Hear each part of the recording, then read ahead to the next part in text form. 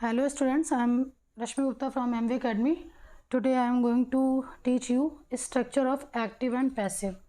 सबसे पहले आप सिंपल सेंटेंस की तरफ चलिए। देखिए सिंपल सेंटेंस जब होगा, ठीक है, तब उसका एक्टिव फॉर्मेशन क्या होगा, मतलब आप कैसे फाइंड आउट करोगे कि ये एक्टिव वॉइस का फॉर्मेशन है।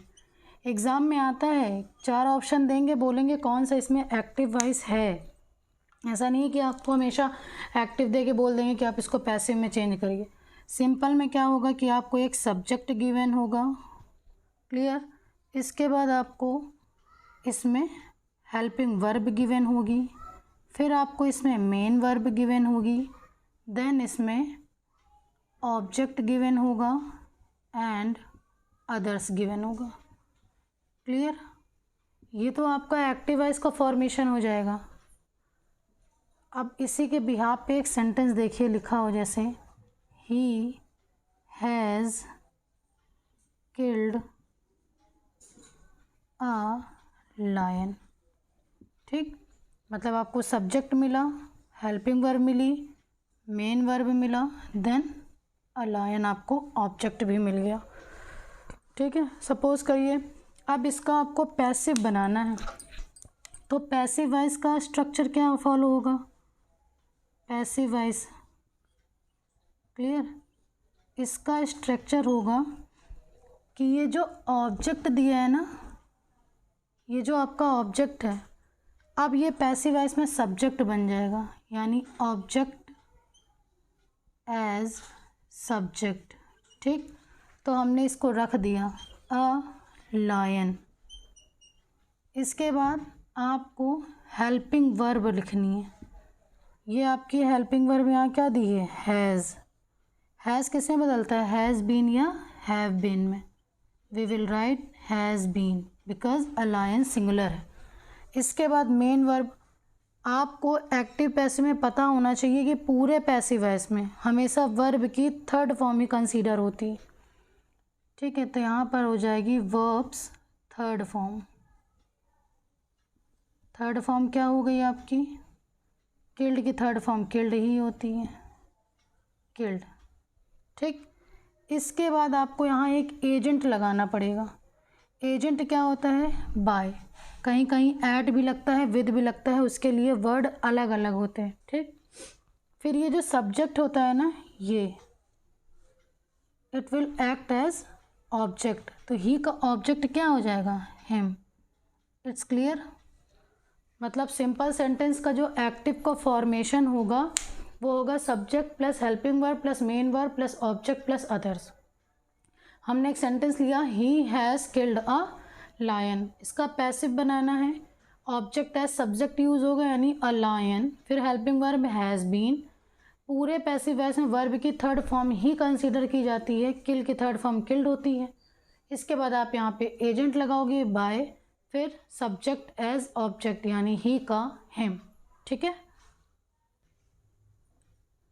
देखिए जो निगेटिव का फॉर्मेट होगा एक्टिव का, उसमें आपका सब्जेक्ट गिवन होगा, फिर हेल्पिंग वर्ब गिवन होगी, फिर आपका नॉट होगा, फिर मेन वर्ब होगा, इसके बाद आपका ऑब्जेक्ट होगा और फिर अदर्स होगा।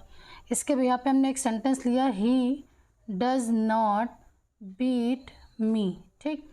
सब्जेक्ट मिल गया, हेल्पिंग वर्ब मिल गई, नॉट भी मिल गया, मेन वर्ब मिल गया और ऑब्जेक्ट मिल गया। पैसिव में क्या होता है कि object as a subject use होता है, ठीक। तो ये जो आपका ऑब्जेक्ट है ये आपका अब सब्जेक्ट बन जाएगा, यानी मी का सब्जेक्ट क्या होता है, आई। हेल्पिंग वर्ब लगानी है, डस किस में बदलता है, इज़ एम आर में, आई के साथ क्या कंसीडर करोगे, एम, फिर नॉट। ये जो बी फॉर्म है इफ़ नीड, मतलब बी फॉर्म का मतलब हो गया be, being, is, am, are, was, were, इसकी नीड नहीं है, हम नहीं लगाएंगे। फिर आ गया वर्ब्स थर्ड फॉर्म, ठीक। बीट की थर्ड फॉर्म बीटन, क्लियर। इसके बाद आपका आ गया एजेंट, एजेंट यहाँ बाय लगेगा, फिर सब्जेक्ट एज ऑब्जेक्ट यानी बाय हिम, क्लियर। ये आपका निगेटिव सेंटेंस हो गया। अब आप इसका मतलब निगेटिव समझ लीजिए कि आपको ऑब्जेक्ट एज सब्जेक्ट लगाना है, फिर हेल्पिंग वर्ब लगानी है, फिर आपको नॉट लगाना है, बी फॉर्म की नीड हो, बी फॉर्म की नीड किस में होगी, हैज़ के साथ बीन लगता है, क्लियर। इज़ एम आर के साथ बीइंग लगता है, वहाँ नीड है, अदरवाइज़ नहीं है, ठीक। इसके बाद आप आ जाइए इंटेरोगेटिव में। इंटेरोगेटिव में भी 2 रूल फॉलो होते हैं, जब सेंटेंस हेल्पिंग वर्ब से स्टार्ट हो या फिर जब सेंटेंस क्वेश्चन वर्ड से स्टार्ट हो। तो लिख लेते हैं हम इंटेरोगेटिव। इंटेरोगेटिव में रूल नंबर 1 में क्या है, when active voice starts with helping verb, मतलब जब एक्टिव वॉइस आपका किससे स्टार्ट हो, हेल्पिंग वर्ब से, ठीक।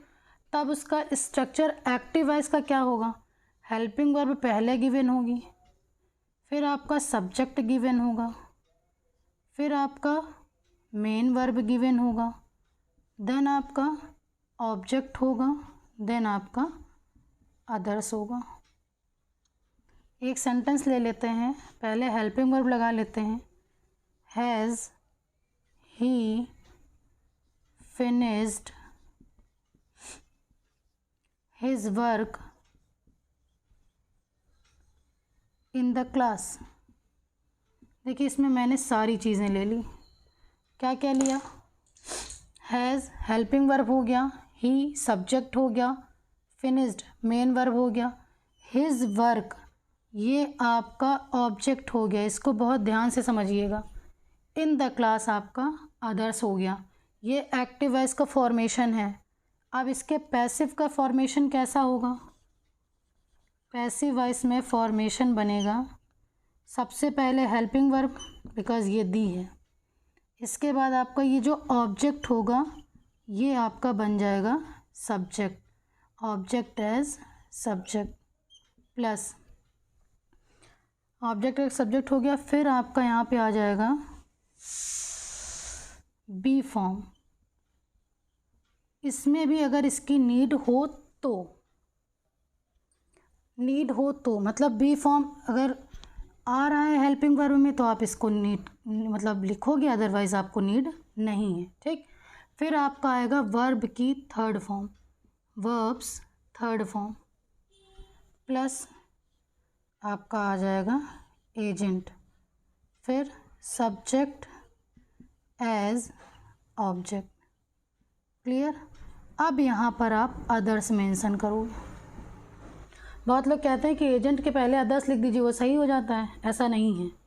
आपको कोशिश करनी है कि आपको लास्ट में ही अदर्स मेंशन करना है, ठीक है। तो हेल्पिंग वर्ब क्या हो जाएगी, हमारा जो ऑब्जेक्ट है वो है हिज वर्क, यही अब सब्जेक्ट बनना है।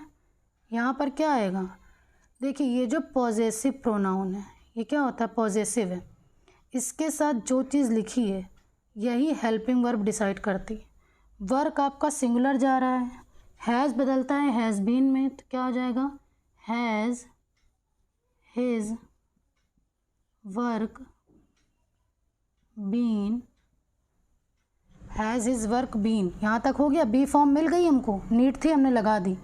वर्ब की थर्ड फॉर्म, फिनिश की थर्ड फॉर्म यही होती है, फिनिश्ड, ठीक। फिर हमको एजेंट की नीड है बाय, सब्जेक्ट का ऑब्जेक्ट हिम, अदर्स क्या हो जाएगा, इन the class, in the class. इसको ध्यान से एक बार फिर से समझ लीजिए। आपका हेल्पिंग वर्ब पहले होगा, हेल्पिंग वर्ब में आपको जो चीज़ मतलब ऑब्जेक्ट के अकॉर्डिंग आप हेल्पिंग वर्ब मेंशन करोगे। पहले आप डिसाइड कर लो कि आपका ऑब्जेक्ट सिंगुलर है या प्लूरल है। सिंगुलर जा रहा है तो आप हैज़ बीन के साथ गए, अगर प्लूरल जाता, मान लो यहाँ मी दिया होता, आप आई के साथ जाते तो आपको हैव मेंशन करना पड़ता। तो has his work, his possessive है, नहीं बदलता, मैंने पहले के लेक्चर में ये बताया हुआ है, आप देख सकते हो, ठीक है। हिज वर्क, फिर बी फॉर्म आ गया बीन, ठीक। फिर उसके बाद इसकी थर्ड फॉर्म यानी फिनिश्ड बाय, ही का ऑब्जेक्ट क्या हो जाएगा, हिम, अदर हो जाएगा इन द क्लास। ये था इसका रूल नंबर 1। अब आप रूल नंबर 2 के साथ आइए। रूल नंबर 2 में कुछ नहीं होता, मान लीजिए active voice starts with question word, कुछ नहीं होगा, बस क्वेश्चन वर्ड से स्टार्ट हो जाएगा। आपको इसका स्ट्रक्चर कुछ इस तरह से मिलेगा। क्वेश्चन वर्ड पहले आ जाएगा, हमने यहाँ भी क्वेश्चन वर्ड लगा दिया। Why has he finished his work in the class. Passive voice के स्ट्रक्चर में भी आपको क्या करना है कि यहाँ पर क्वेश्चन वर्ड मेंशन कर देना। सेम सारा प्रोसेस वही है, हमने क्वेश्चन वर्ड आगे लगा दिया। समझ आ गई बात? यानी अगर आपने रूल नंबर 1 समझ लिया तो रूल नंबर 2 समझने में प्रॉब्लम नहीं है। सिर्फ क्वेश्चन वर्ड फॉर्मेलिटी की तरह से लगता चला जाएगा, आप उसको मेंशन करते चले जाइए। क्लियर? अब आ जाइए इंटेरोगेटिव निगेटिव में। इंटेरोगेटिव निगेटिव, ठीक, इसमें भी क्या है कि पहले अगर एक्टिव वॉइस आपका स्टार्ट हो हेल्पिंग वर्ब से तो क्या हो जाएगा, helping verb plus subject plus not, ठीक, प्लस मेन वर्ब। ठीक है, नॉट आपने मेंशन कर दिया। अब आपको यहाँ क्या करना है, हैज़ ही नॉट, ठीक। इसी तरह से आपका ये जब आप इसका पैसिव बनाओगे तो क्या होगा, has his work not been. ये आपका इंटेरोगेटिव निगेटिव कंप्लीट हो गया, ठीक। मतलब इंटेरोगेटिव निगेटिव में क्या होता है कि सब्जेक्ट के बाद आपको नॉट मेंशन करना है, एक्टिव वॉइस में होगा। उसका पैसिव अगर आप बना रहे हैं तो आपको क्या करना होगा, helping verb object as subject, यहाँ पर आपका नॉट आ जाएगा, ठीक। मतलब यहाँ पर आपका नॉट मेंशन हो जाएगा बी फॉर्म के पहले। क्लियर? ये देखें यहाँ पर ये आपका एक्टिव और पैसिव का फॉर्मेशन हो गया। कभी कभी एग्ज़ाम में आ जाता है कि पैसिव से एक्टिव बनाइए, तो ये वही फॉर्मेशन। इसके बाद अब आपको नेक्स्ट वीडियो में अदर एजेंट वाला वर्क मिलेगा, जिसमें कहाँ कहाँ पे आपको अदर एजेंट यूज़ करना, जैसे सेटिस्फाइड के साथ विद लगता है और सरप्राइज्ड के साथ एट लगता है। क्लियर? ऐसी ही चीज़ें। अगर आपको ये वीडियो अच्छा लगा हो तो please do like and subscribe and share also. Thank you for watching. Have a nice day.